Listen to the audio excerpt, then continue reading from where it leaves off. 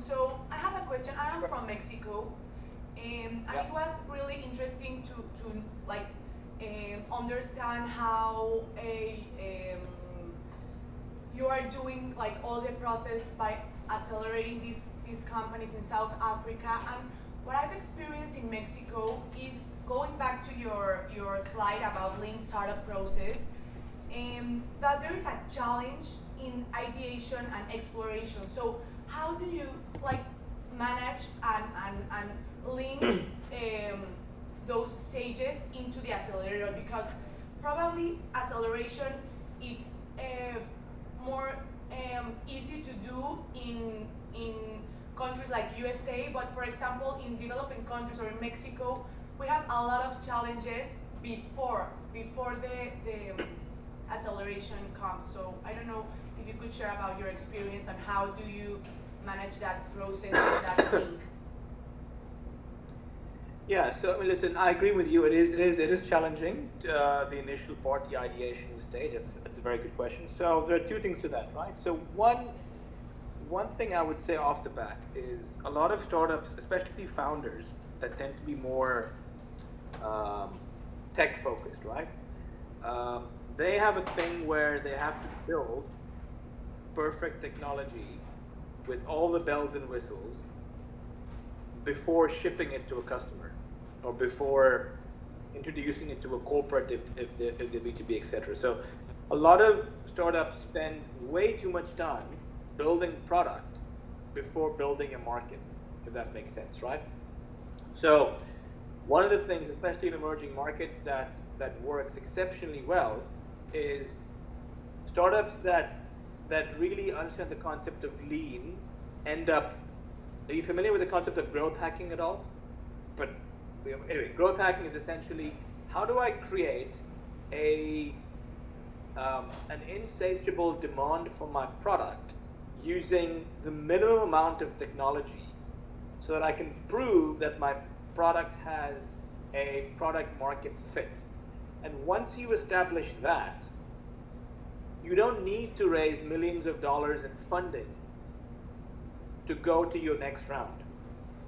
So let me give you a simple example, and this is just part one. You know, we had a startup in South Africa, and I'm pretty sure there are plenty similar ones in Mexico, called Domestly, which was a startup that so sort of middle class to affluent families in South Africa that needed nannies, au pairs, babysitters, cleaners would typically. Can you guys hear me? Yes. Yeah. Okay, cool. Yeah. So they would typically, get referrals from friends or phone calls, and it's quite a long process to find a reliable, trustworthy nanny or an au pair or a babysitter or a cleaner, domestic worker to, for help.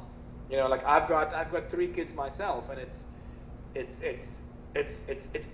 not easy.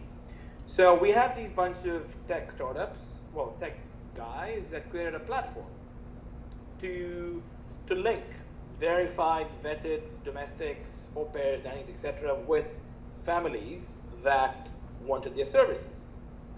So they spent all this time building amazing software, matching tools and credit scoring and finding out ways to get nannies from A to B with public transportation and ID checks and all that. And they had to raise shitloads of money, and it was a long process. And you had another startup that said, listen guys, we need to prove that this model works. So I don't care what tech I have, as long as I can get a willing buyer, a willing seller, and customers. So they literally went from, okay, let's get a group of 10 people that are willing to be nannies, au pairs, and babysitters, and let's get 20 families that need them. We're going to literally do this whole thing through a flippin' Excel spreadsheet and SMS notifications and phone calls.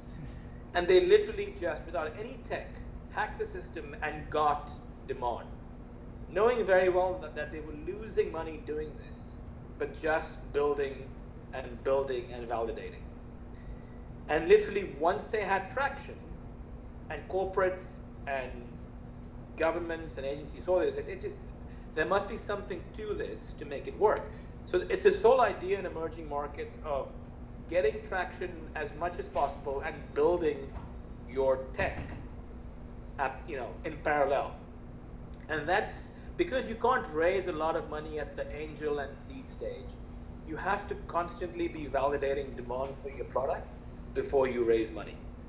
So that is one way of building something in a truly lean fashion without having to raise a lot of money. That's one. Number two is a lot of corporates in emerging markets are now coming to the view that if you want to test something or build something internally, the cost of innovation internally is very high.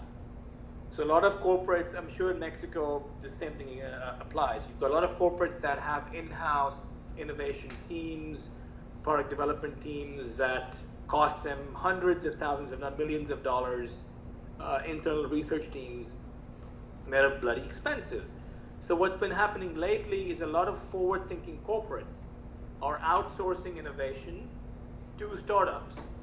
But these startups don't have to go through the same sort of supply chain management, vendor onboarding processes as regular suppliers. So there's this concept of experimentation funding.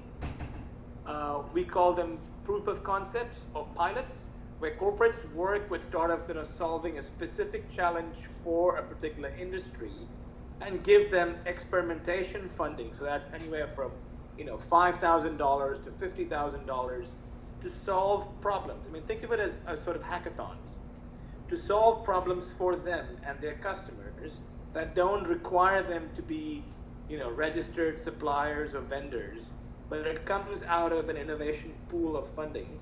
And if it works, if the experiment works, great, we can now commercialize it. If it doesn't work, it doesn't work. So these are sort of ways in which in emerging markets you need to be able to be smart to get your product to work. I'm not sure if that helped, but no, that actually ties in pretty well to what we're doing here. So they're essentially learning the tools around growth hacking, the two frameworks that we're using are disciplined entrepreneurship as well as sprint, but just ties in wonderfully to what you said about the fact that you're trying to validate and get customer interest and get a paying customer, and that you don't need a finished product for that. You just need to show that it works, right? Yeah. Perfect. Do you guys have other questions?